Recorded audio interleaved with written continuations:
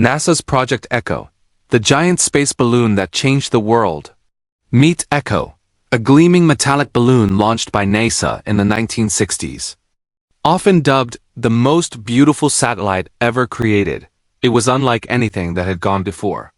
It had no engines, no electronics, just a perfectly reflective surface that allowed it to bounce radio signals across the globe like a cosmic mirror. Despite its elegant simplicity, Echo worked brilliantly. Shortly after launch, President Eisenhower transmitted a voice message from California to New Jersey via Echo.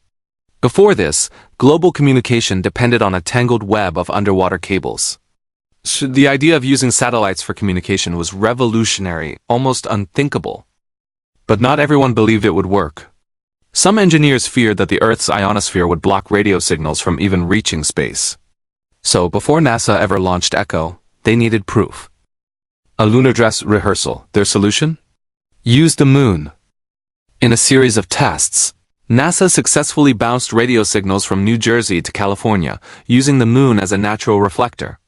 Like light off a mirror, radio waves scattered in all directions, and some of them made it back to Earth, to a waiting receiver. They discovered something crucial. The larger the reflective surface, the stronger and clearer the return signal. So if this balloon was going to work, it had to be huge. Constructing Echo 1, a balloon built for space. Echo 1 was crafted from ultra-thin mylar, a plastic film just 1/10 the thickness of a human hair. This mylar was cut into over 100 segments called gores, coated in a microscopic layer of aluminum to give it that iconic shine, then glued into a perfect sphere. On Earth, inflating it took 18 tons of air due to atmospheric pressure. But in the vacuum of space, only a few kilograms of gas were needed to puff it up. After years of development, NASA inflated Echo 1 for the first time in 1958. It would become the largest object ever launched into orbit, but only if they could get it there flat-packed and then inflate it in space. So, how did it inflate without bringing tanks of air? Inflating with sunlight, a clever space trick. Echo carried canisters of benzoic acid, a special substance that skips the liquid phase, turning directly from solid to gas when exposed to heat. Once released in space, sunlight triggered the acid to sublimate, instantly filling the balloon with gas and expanding it to full size within seconds. But space is harsh.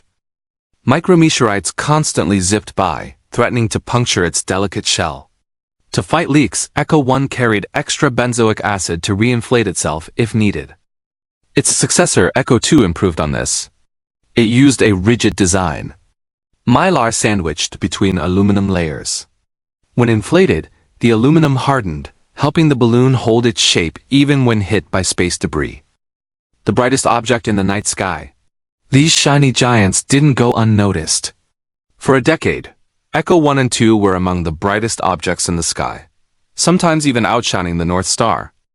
But that brilliance served a purpose. Ground stations needed to visually track the balloon to align antennas precisely.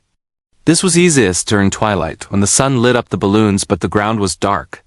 If visibility failed, NASA's tracking network, or later, a special beacon on Echo 2, could still help pinpoint its location. Echo's global impact. Though the main stations were in California and New Jersey, Echo's polar orbit allowed it to pass over every region of Earth. This made it accessible to anyone with the right radio gear. Even the Soviet Union joined in, nicknaming Echo the friendly Sputnik. But Echo didn't just beam signals, it helped us measure the planet.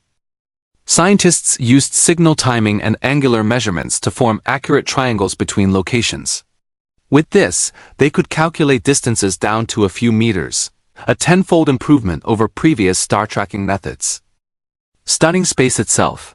Echo helped NASA understand atmospheric drag at high altitudes, and more surprisingly, revealed the effect of solar wind on orbital paths.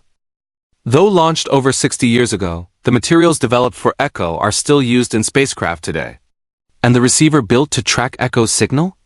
It later helped scientists detect the cosmic microwave background, evidence of the Big Bang, legacy of the Echo satellites.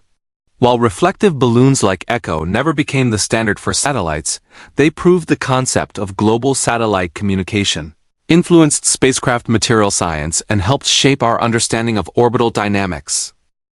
Echo 1 and Echo 2 will forever be remembered as pioneers, shimmering messengers in the night sky and truly the most beautiful satellites ever launched. And now, a quick detour to the stars. Yes, that Starship Enterprise joke was just that, a joke. But if you do want to explore strange new worlds, try Star Trek Infinite by Paradox. The strategy game that lets you command iconic captains like Picard and Janeway as you explore, colonize, or conquer the galaxy. Link below. Want a free space shuttle poster? Like the video, sign up, and leave a comment sharing the first satellite you ever spotted in the sky for a chance to win. Thanks for watching, and see you in the next cosmic adventure.